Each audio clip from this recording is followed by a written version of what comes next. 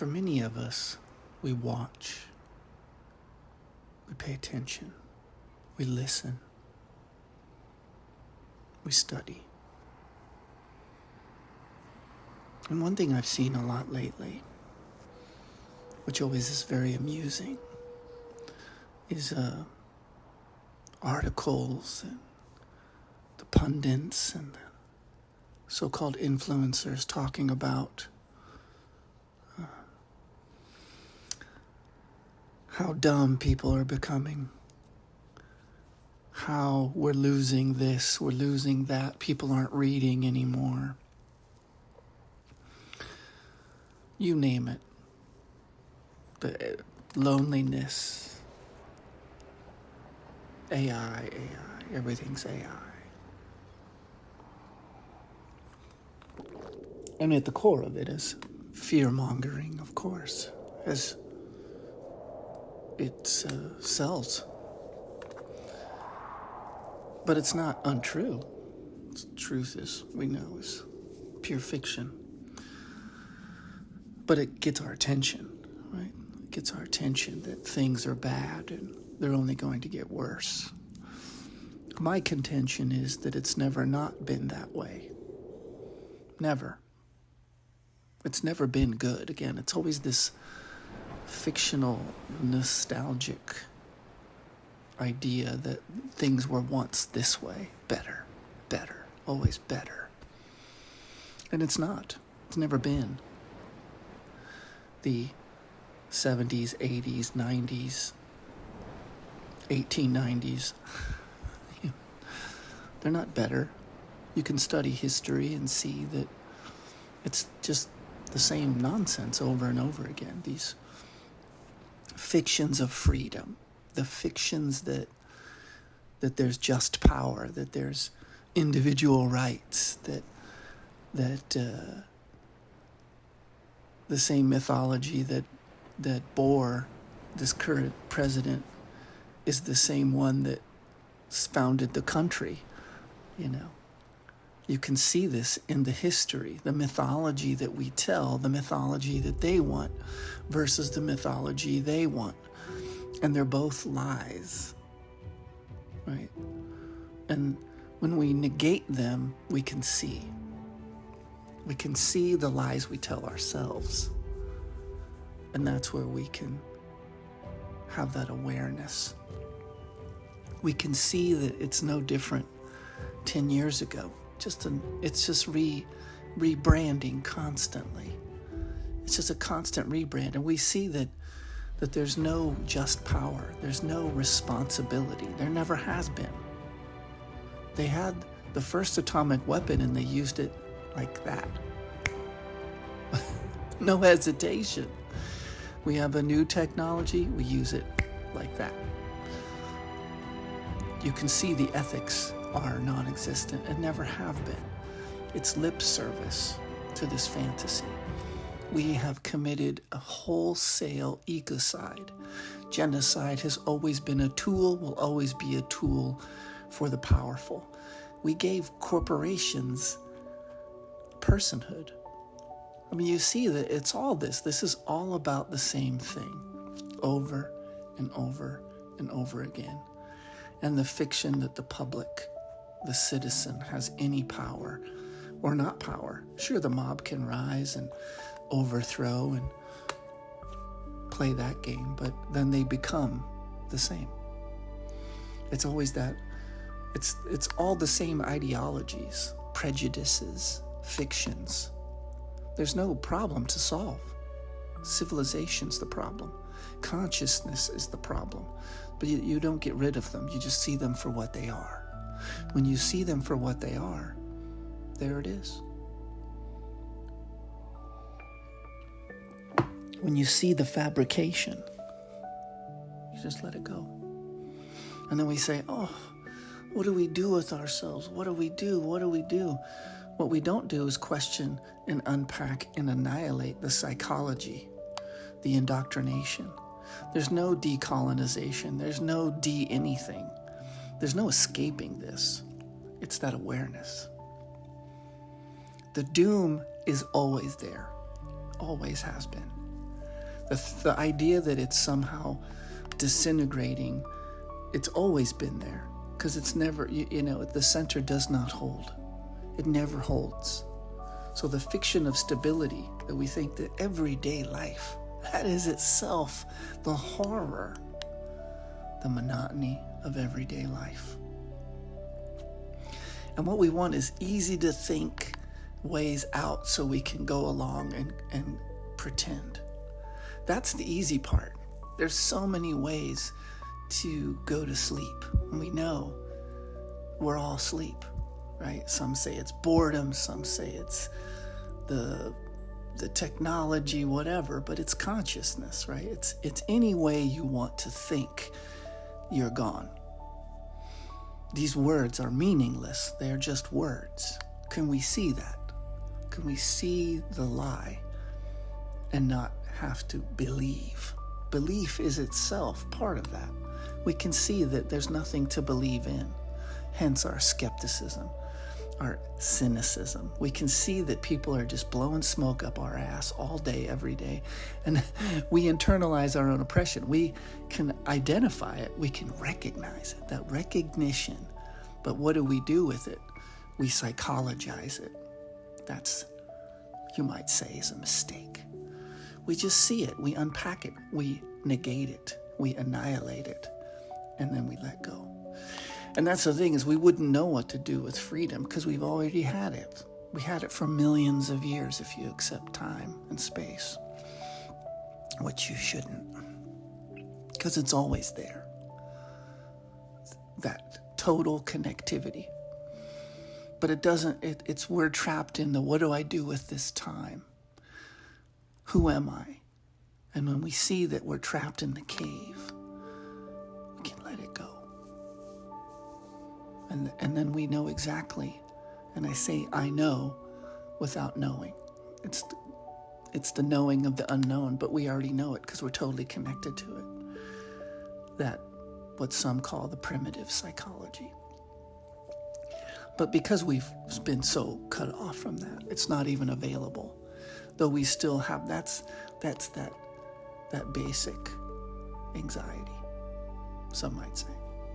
But again, we always want to create that fiction, that affirmation, and that's where we go down the primrose path.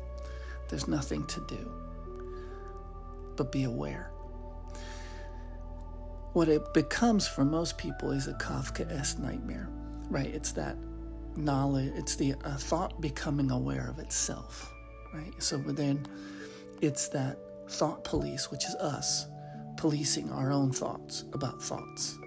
And then we feel isolated and lonely, and we want to be understood and we want to understand. But that is itself part of the trap. There's nothing to know. There's nothing to understand. You can become aware of the narratives.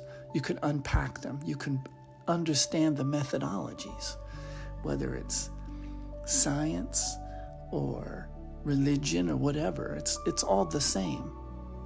It's all the same. You have to have basic equipment to live as a citizen, or you're deemed disabled, invalid, right? So for those of us that aren't labeled that so much, then you have to inhabit this hellscape that is just what it is. For those, for some it is a total, they're being genocided right now. For some, they're living in the lap of luxury, right? And then we resent that, but we deny the genocides. We deny that this is how things are. We want things other than they are. We scream for ethical, moral treatment of the world, but we do nothing because we can't, because we're consuming it. It's seeing it for what it is, right? And not continually lying to ourselves, which is all that we ever do. This constant, things are getting worse, that people are stupider than ever, and that there's somehow an intelligence, which again, that's why I laugh when I hear about this so-called AI, as if intelligence was anything. All it is other ways to use and abuse people. And one thing I think that I say this with great hesitation and humility, but I see it and I experience it, is this deep sense of an awareness of the suffering of being a means to an end. There's something that I see in our stories, in the impact of people always being means to ends. What use are you? And we see it in some of our stories, but it's not even a narrative. You just see it. That sense of not being treated as an object. But you're never not treated as an object, but you sense it. You sense of that object is an end in itself. That all that is an end in itself. What is that? That you can't, it's that all that is, and we are totally connected to it. And that we must resist anything that treats us other than that. That total connected. You can't create it, you can't cultivate it, you can't curate it. It's there always. That's the unmediated experiencing. That's it. We sense it. That no one, it's not about right or wrong or helping or not helping or blah, blah, blah, and all these things that leverage us. That's it. We're always being leveraged. There's no leverage in reality. The what is what is. And we can never know what it is because we are it. And when we see that awareness, and I think that's where we build up these psychologies, and the psychologies, we have to constantly catch them and negate them. We all do it. It's a habit. It's an addiction, like explanation. I'm explaining, but it's not an explanation, right? They're like, oh, that's a paradox. There's no such thing. It's an awareness. This isn't knowledge. This isn't what is. This is just seeing the layers of the scaffolding of, as Kant would call it, the synthetic a priori, right? It is the layering of our capabilities, of our disconnected, some might call it neuropsychology, but it's not real, right? Because there's no such thing as real. Reality is all that is, right? It's never in thought, and it's not even possible to be in consciousness, because we are the object in itself. We are the good in itself, but I don't mean that in a moral sense. We are connected to all that is. Which it's not a feeling, but it's a feeling, right? So, because there's no interpretation, there's no filter, there's no lens. The lenslessness is awareness, but is that still consciousness? We could debate that till the cows come home, right? But I think we can see it, because there's not arguably a pull to do something because of something. It is an act in totality, the action in totality. It's not, oh, do I eat food? Do I go poop? There's no thinker in the thought. It's all that is. But that is where we are always. There's no, that's an end, that's enlightenment, that's another fiction. There's nothing there. That's awareness. That's the threat. That's the threat of nihilism. But again, there's no such thing. That's the threat of lenslessness. That's the threat of the awareness of the lens, right? Everybody wants to stave off. You read anyone who's writing. They need to stave, because then they lose purpose, because purpose is part of the fiction. Why am I here? Who am I? How do I fit in? All these lies, these fake questions. We see what is. We see the manufacturing. And in seeing that, We can either internalize that and make that into something that makes us sad or mad, or we feel alienated. That's always, of course, at the core of the civilized is alienation, to become an alien, to not know, because you're using a fictitious apparatus, they would say, which is the scaffolding of our psychology, our social psychology, the symbolic ideology of linguistic, of symbol, the representation. We can see this and let it go. It's that we're still here in this fiction, and there's no escape, but we don't have to make it about us and how that makes me feel. It's that awareness, and then we get lost. And then there's awareness, and then we get lost. And sometimes we get lost for good, which is what this is. And there's no bringing them back, as they say. There's no snapping them out of it. And you don't need to, because you were fucked to begin with. And you were never not fucked. Right? That's that whole, people could read more, but they did read more, and we're still here.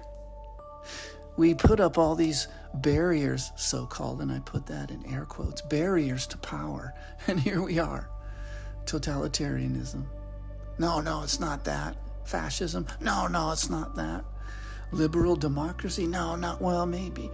But, again, all the fictions to say who's framing it, and are they on YouTube? It's a good laugh. It's content to keep us distracted from the what is.